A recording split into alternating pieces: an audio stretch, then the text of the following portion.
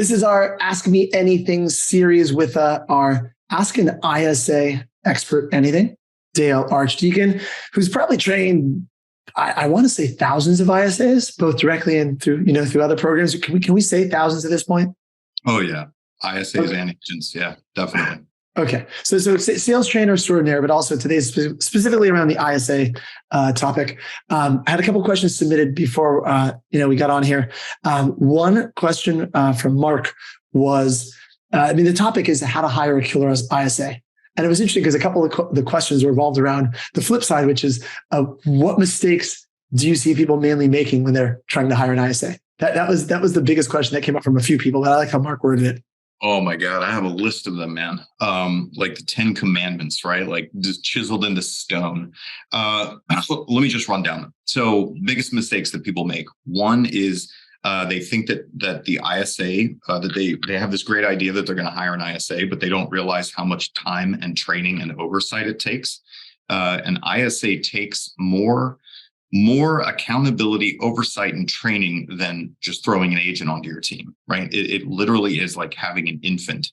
And it's an expensive infant, right? That you need to invest a lot of time in training and giving the oversight to grow. You can't grow a sales ninja in the real estate space without a lot of time and focus on that task and building that person. The other mistake they make is they don't pay enough, right? Being an ISA, for most ISAs in real estate, it is the toughest job. It's the hardest thing that most people don't want to do, right? People would much rather play around with the shade of purple on their Instagram account for 2 hours than do the lead generation or lead follow-up in their businesses, right?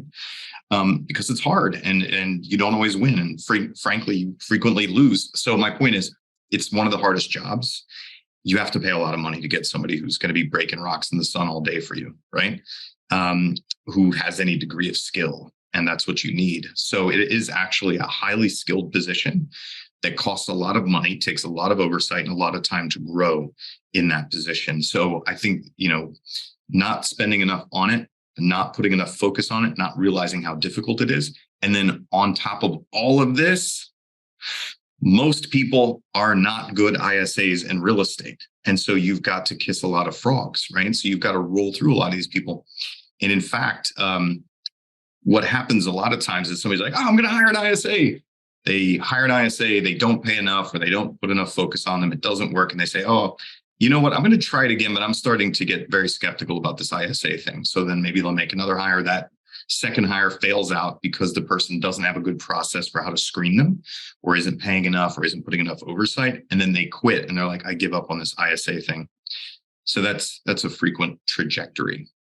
That was you just lapsed into kind of one of the other questions on the list was, which is around screening an ISA. Because in the hiring process, what are you doing to screen your ISAs? I mean, is it something you can just do by previous track record, experience? What are you doing to screen them? Yeah, so really, we aren't concerned about resumes. The way that we screen them and the things that we teach our clients to do, because we teach people how to hire ISAs in their local market. We put them through a series of tests, skills-based assessments. Okay. So the first thing is, and I'll just give you our recruiting process in a nutshell. If you apply for the job, we're going to shoot a video. We send you a video that says, hi, hey, thanks for applying.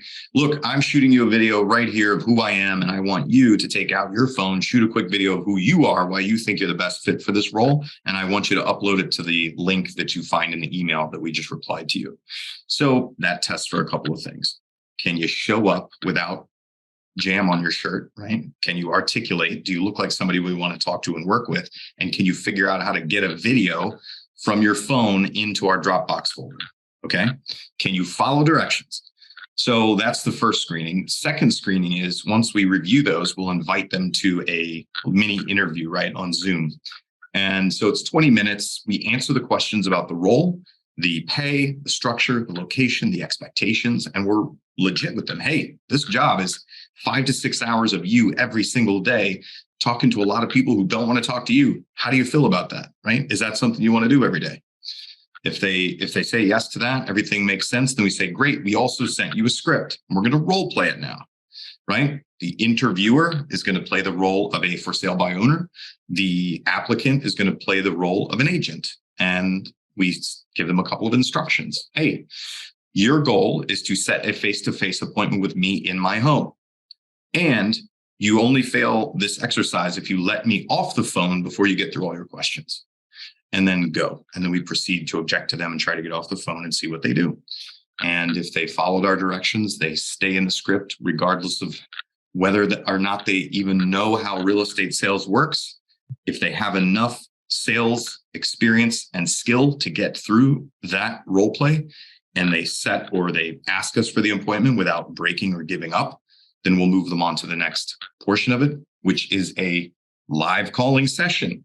So whether we invite them to our office or we do it virtually, it's a 3-hour appointment, a 3-hour interview.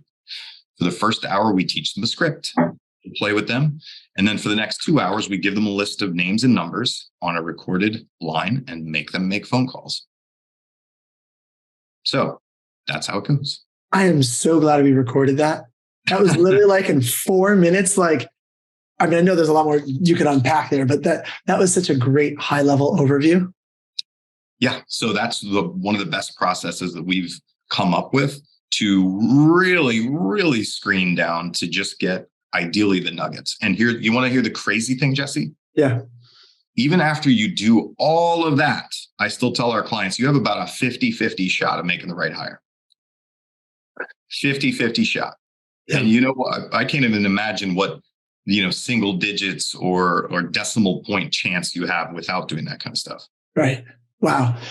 Let's say for the sake of time, I mean, you basically answered all the questions we had submitted just in those 2 answers. So that was perfect, Dale. Like nailed it. I want to, in this video though, just end with at least one thing, which is if people have more questions to find you, like where do they go to find, like how do they unpack further if they want more help with ISAs and screening, where do they go? Sure. smartsalescoaching.com. That's our website. Okay. smartsalescoaching.com.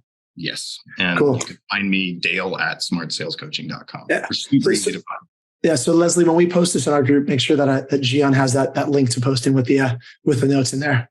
The smartsalescoaching.com. Cool. Dale, thank you for being here today.